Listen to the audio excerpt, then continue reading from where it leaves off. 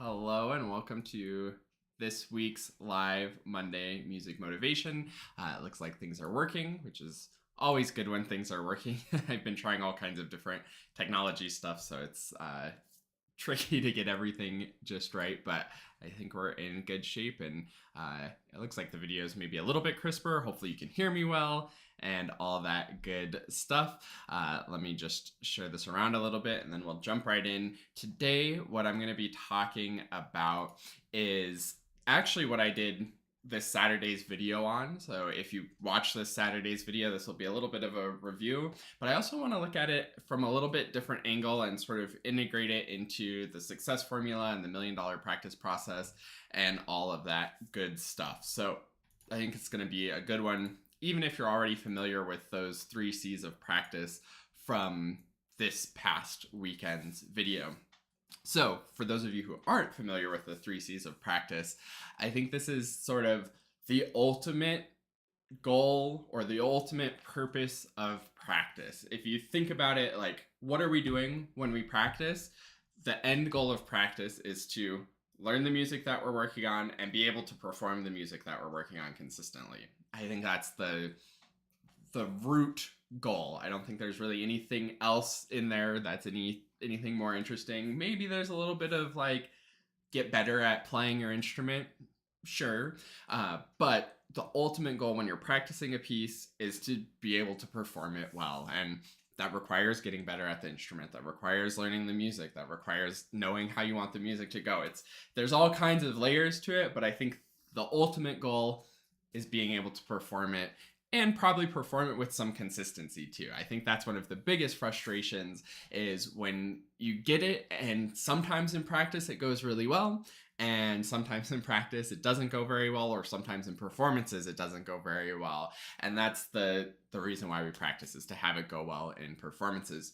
And I think the best way to do that is what I call the 3 C's of practice. So the first C is you have to get it correct. The second C is it has to be in control. It's not enough just to get it correct. This is that quote of amateurs practice until they get it right, professionals practice until they'll never get it wrong, right? So correct is good. Anybody can do something correct once. In control is where you start to actually have control over it going correctly. And once you're really in control of it going correctly, that's where the consistency comes in. And once you have the consistency, then you'll be able to consistently perform well. So that's the brief overview of the 3 C's. And if you want more in-depth ramblings about the 3 C's, then go to the Quick Start Clarinet YouTube channel. Check out my most recent video, or the one posted right before this on March 25th of 2023. And you can learn more about that. The title of the video is The Real Purpose of Practice. So that's the 3 C's of practice. Now, to give that a little bit more context, I want to put it in the context of the success formula and the $1 Million Practice Process. So again, quick reviews. The success formula is the idea that to be successful at really anything in life, you have to have clarity on the end goal that you want, honesty about where you're currently at, then that sort of illuminates the next steps on the path. This is what you have to do next, then this, then this. And sometimes it's not so linear. Sometimes there's sort of loops along the way where it's like, okay, I want to be able to articulate at this speed. Right now, my articulation sounds bad at that speed. I can't keep up at that speed. I'm comfortable at this speed. So the first obvious one is just gradually increase. That's pretty linear.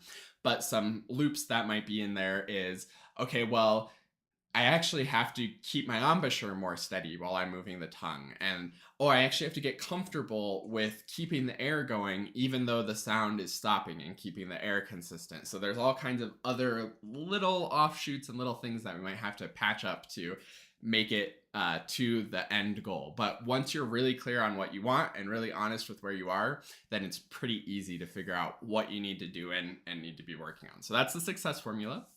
Then there's the $1 Million Practice Process, which is more or less applying the success formula to music. Step one is to know how the music goes and get clarity on how you want the music to go. Step two is to try it on the instrument. Step three then is to compare what came out of the instrument compared to how you actually wanted it to go. This is where you're honestly looking at where you are and getting that clarity on where you need to be. Then step four is to practice. And that's where you take the steps one step at a time, just working through the little chunks of the music, moving from where you are to where you want to be. Then step five is to get confident performing it and practice in performance mode, do actual performances, whatever it takes so that you're going to be consistent with it. So now with the 3 C's in those things, you can see how they're connected. Success formula, the first C is to get it correct. If you don't have clarity on what correct is, or in the $1 million practice process, if you don't know how the music goes, then you're never going to know if you got it correct or not. So that's the very first step that has to happen, is you need to know what correct is, so that as you're experimenting and as you're working on it, you know when you get it correct or when you don't get it correct.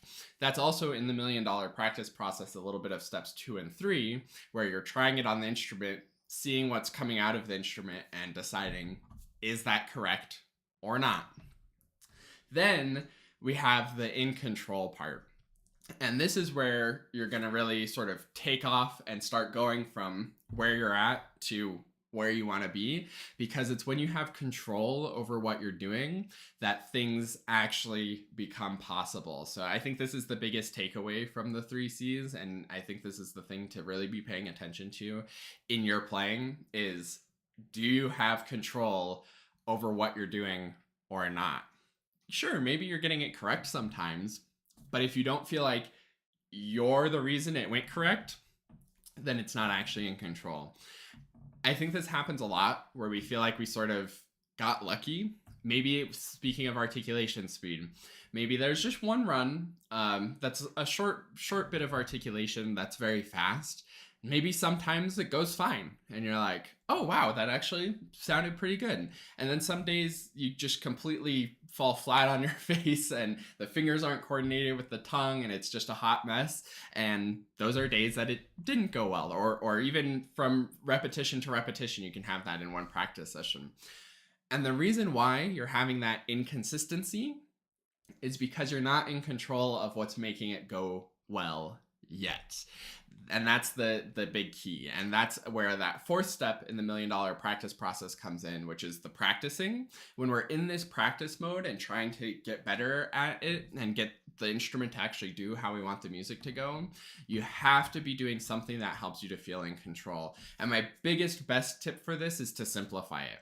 Do smaller chunks, do it slower, something like that, to actually know that you're the one making it happen, so that you can feel relaxed, feel in control, and not have any freak out happening as you're working on whatever little bit that you're practicing. And then once you're in control, then you have consistency. And once you have consistency, as long as you are getting consistent about the right thing, then you've made it to that success, that end goal of how you wanted the music to go. Same thing in the $1 million practice process. Once you have consistency, that's where you can really practice performing, where you're in control of it, you're consistently getting what you want. Then you go into performance mode, where you run straight through just a little chunk. It doesn't have to be the whole piece every time, but even performance mode on the small chunk, where no matter what happens, you don't stop and you sort of test yourself. Are you really in control enough that you can do it consistently? So that's my whole spiel for today. I know this one was a lot of ideas coming together, but I think this is some of my best stuff for when it comes to, like Glenn said in the comments, practicing with purpose. I think that's super important. Practicing with a purpose, deliberate practice, however you want to say it, $1 million practice process. It's exactly that. You have to have clarity on the end goal, really be honest about where you're at, and then work it so that you are in control of it, and then you'll have that consistency and be able to get what you want out of the instrument and get the music to go exactly how you want the music to go. So that's my little bit of motivation for you. I want you to take these ideas and try them out in your practice. Ask yourself, first of all, do I really have clarity on what correct is? Do I know how the music goes? Then, as you're playing it, check in with yourself. Step 3 of the $1 million practice process. Check in, am I actually getting it correct? And then go a step further than that and not just say, well, sometimes it's correct, sometimes it's not correct. I don't know, like it's kind of close enough. No, ask yourself, are you in control of it going correct? Sometimes when I practice things, it comes out fine and is great. Sounds good.